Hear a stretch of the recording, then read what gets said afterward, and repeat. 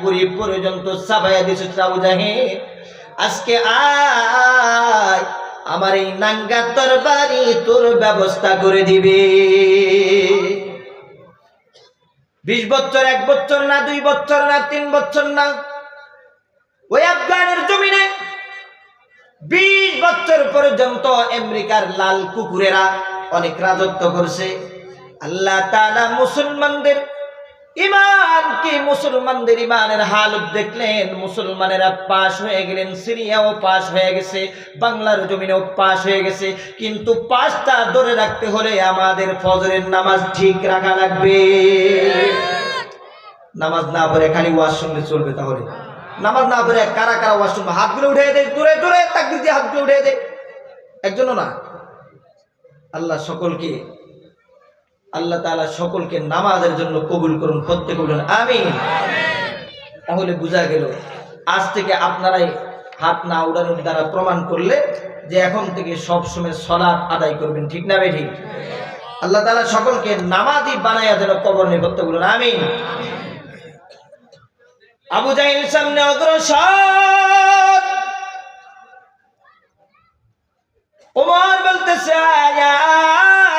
আবু জাহেল রে, তরবারি তোর ব্যবস্থা করবে। আবু জাহেল সামনে আর অগ্রসর হতে পারল না।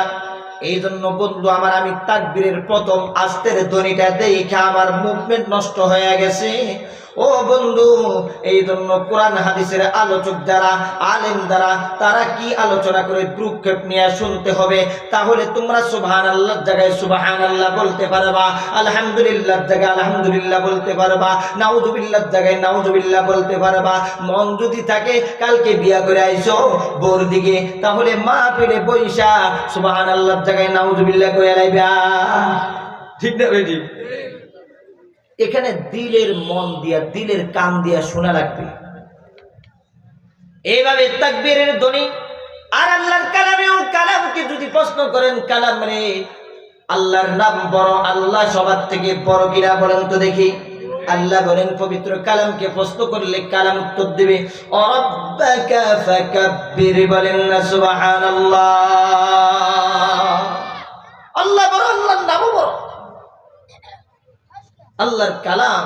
আহা, পরে পরে সাহাবীরা ধন্য হয়ে গেছে, জান জীবন স্বর্গ করে দিয়েছে। রে দুনিয়ার মানুষরে, আলোচনা যদি আলেম ওলামারা সারা রাত করে সময় শেষ হবে না। আমার আলোচনা, আলোচ্য বিষয় এটা ছিল না।